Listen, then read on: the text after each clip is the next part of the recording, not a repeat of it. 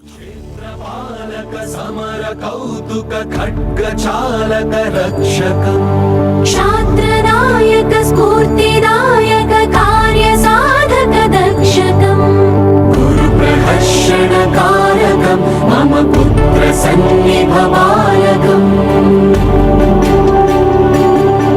వాత్సల్య భావ ప్రేరకం.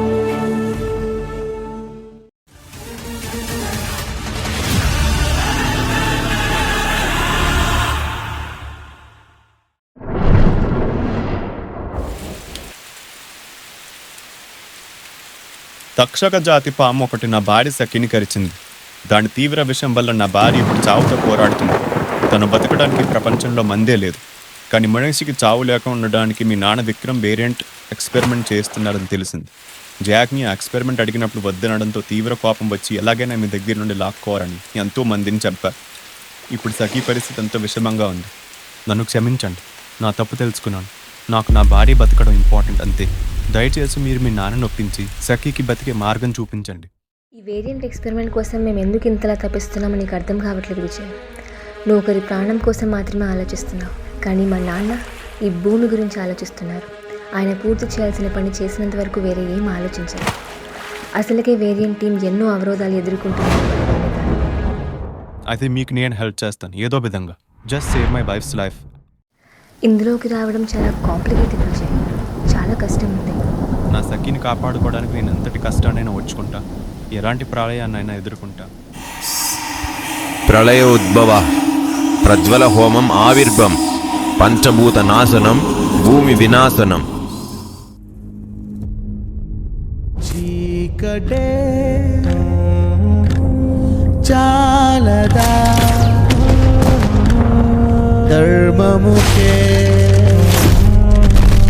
పాటరా మాధవా రాముడా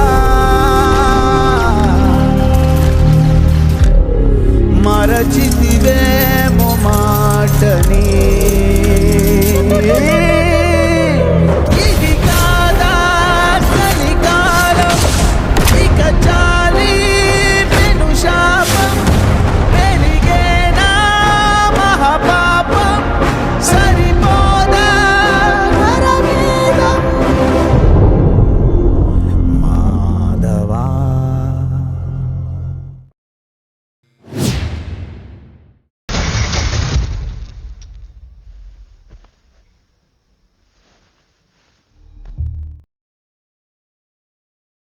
వెల్కమ్ టు మై స్పేస్. అనుకోని ప్రయాణాలు, ఊహించని ప్రమాదాలు, ఇవన్నీ దాటుకుని ఇక్కడ దాకా వచ్చారు. సార్, నిన్న రాత్రి నాకు ఒక వింత కల వచ్చింది. లోకోత్తర పంచభూతాలను నాశనం చేయాలనుకుంటున్నాడు. అసలు పంచభూతాలు నాశనం చేస్తే భూమి ఎలా నాశనం అవుతుంది? ఈ భూమి మొత్తం పంచభూతాలతోనే నిండి ఉంది కాబట్టి వాటిని నాశనం చేస్తే చాలు భూమి వినాశనం జరుగుతుంది. బట్ హౌ సార్, నాకు అర్థం కావట్లేదు. అలాగే మన వేరియంట్ ఎక్స్పెరిమెంట్ అనంత విశ్వేశ్వర ఆలయంలోకి వెళ్ళి ఏ శక్తిని తెస్తుంది? బుక్స్లో చదివినట్టు ఆ శక్తికి లోకోత్తరాన్ని అంతం చేసే అంత పవర్ ఉందా? నువ్వు అడిగిన రెండు ప్రశ్నలకి సమాధానం ఒకటే కార్తికేయ. ఈ సృష్టిలో అంతు చిక్కని ఎన్నో సమస్యలకు సమాధానం మన పురాణాల్లో దొరుకుతుంది. మన సమస్యకు కూడా సమాధానం అందులోనే ఉంది. సత్యయుగంలో దేవతలకి రాక్షసులకి తేడా ఏంటంటే దేవతను దేవుడికి తపస్సు చేసి మోక్షాన్ని ప్రసాదించమని అడిగేవారు. రాక్షసులు మాత్రం తమకి అడ్డు అదుపు లేకుండా ఎవరినైనా అంతం చేయాలి, అలాగే ఎవరి చేతిలో కూడా మాకు చావు రాకూడదనే వరాలను అడిగేవారు. అదే వారి పతనానికి దారి. అలా మహిషాసురుడు అనే రాక్షసుడు బ్రహ్మ దగ్గర నుంచి ఒక వరం పొందాడు. తను ఏ మగదేవుడి నుంచి చావు పొందకూడదని. బ్రహ్మ తదాస్తు అన్నారు. వరాన్ని అడ్డు పెట్టుకొని ఎన్నో అన్యాయాలు చేశాడు. అప్పుడే దుర్గా అమ్మవారు ఉగ్ర రూపంతో మహిషాసురుడిని చంపి మహిషాసుర మర్దిని అవతారం ఎత్తారు. మహిషాసురుడు ఆడవాళ్ళతో చంపబడతాడని అనుకోలేదు.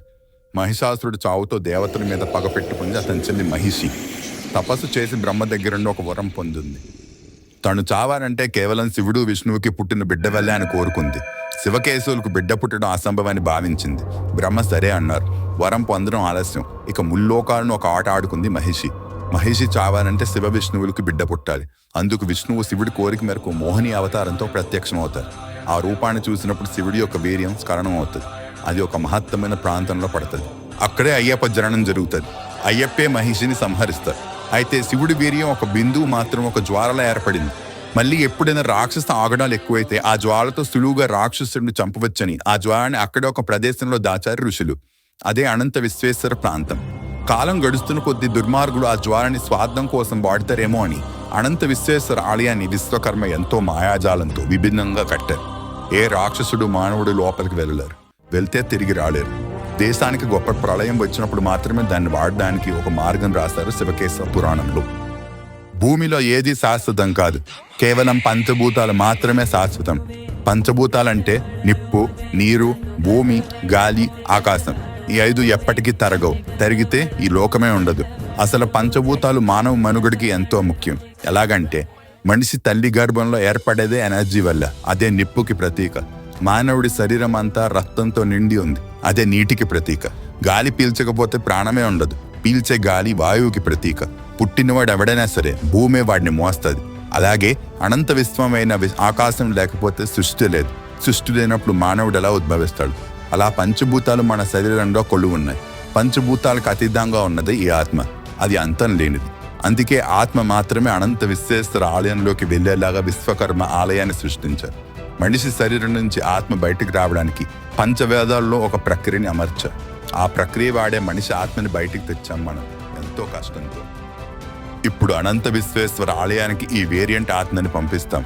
ఎందుకంటే కేవలం ఆత్మ మాత్రమే ఆ జ్వాలాశక్తిని ముట్టుకోగలదు. వేరే ఎవరు ఆ జ్వాలని ముట్టుకున్నా భస్మం అయిపోతారు. అయితే ఆలయం లోపలికి వెళ్ళడానికి మధ్యలో నాగబంధనం ఉంటుంది. ఆ నాగబంధనాన్ని తెంచడానికి గరుడు మంత్రం ఉపయోగించాలి. ప్రపంచంలో గరుడు మంత్రం తెలిసిన వాళ్ళు చాలా తక్కువ. అది చాలా కష్టమైన మంత్రం. మంత్రం సరిగ్గా పలకకపోతే భయంకర నాగపాములు వచ్చి చంపేస్తాయి. గరుడు మంత్రం తెలిసిన వాళ్ళలో నాకు తెలిసిన వ్యక్తి ఒకరున్నారు. అతనే చిరు, కోయ జాతి మనిషి. ఆ చిరు నాగబంధనాన్ని స్మరిస్తూ ఆలయంలో అవరోధాలను దాటుతూ ముందుకు వెళ్తారు. ఆయన వెనకే వేరింటి ఆత్మ వెళ్ళి జ్వాలాన్ని సంపాదించాలి. కానీ ఈ ప్రాసెస్ ఎండింగ్లో చిరు చనిపోయే అవకాశం ఉంది. ఎందుకంటే విశ్వేశ్వర ఆలయంలోకి ప్రవేశించిన ఏ మనిషి బయటకు ప్రాణాలతో రాలేడు, ఆత్మ తప్ప.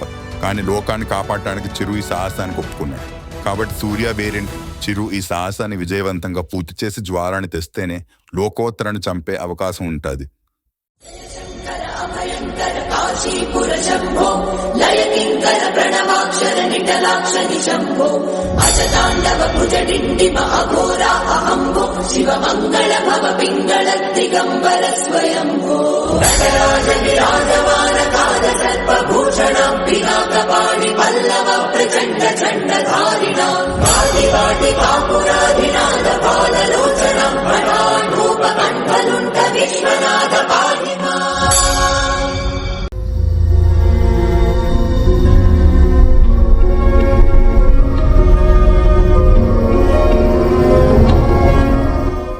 అయితే అన్నీ అనుకున్నట్టే జరిగాయి. చిరు నాగబంధనాన్ని తెంచి లోపలికి ఎన్నో డేంజర్స్ని దాటి జ్వాల దగ్గరకు వెళ్ళారు. అప్పుడు ఒక దారుణం జరిగింది. ఏంటంటే చిరు జోబు నుంచి లోకోత్తర బయటకు వచ్చారు. అసలు విషయం ఏంటంటే చిరు ఎప్పుడైతే ఆలయంలోకి వెళ్దాం అనుకున్నాడో అప్పుడు చిరు పాకెట్లో ఒక తాయెత్తులో లోకోత్తర దాగి ఉన్నాడు. కరెక్ట్గా అన్ని అవరోధాలు దాటాక పాకెట్ నుంచి బయటకు వచ్చి చిరుని చంపాడు. అలాగే వేరియంట్ని దూరంగా విసిరేశాడు. లోకోత్తర ఆ జ్వాలను తీసేసుకున్నాడు. లోకోత్తరకు కూడా గరుడ మంత్రం తెలియకపోవడంతో చిరుని వాడుకొని జ్వాలను దక్కించుకున్నాడు. ఇప్పుడు పెద్ద ప్రళయం ఏంటంటే శివ తేజస్సు అయిన ఆ జ్వాలని లోకోత్తర తన స్వార్థం కోసం వాడుతున్నాడు. లోకోత్తర తన శరీర భాగాల్ని 10 ముక్కలుగా కోసుకొని ఒక ఉగ్ర రూపాన్ని తయారు చేస్తున్నాడు రావణాసుడి మంత్రాలతో.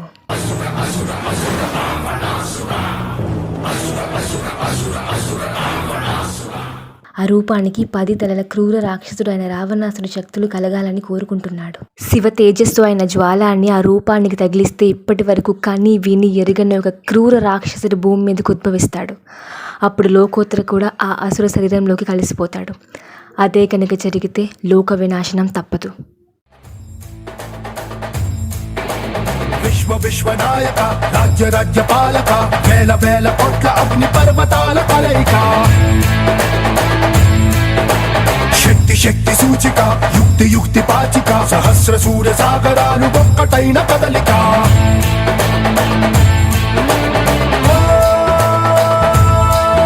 ఏక వీర శూర క్రూర కుమార నిరంకుశంగా దూకుతున్న దానవేశ్వర రక్తధార చోర ఘోర అఘోర కర్కశంగ రేగుతుండ కాల కింకర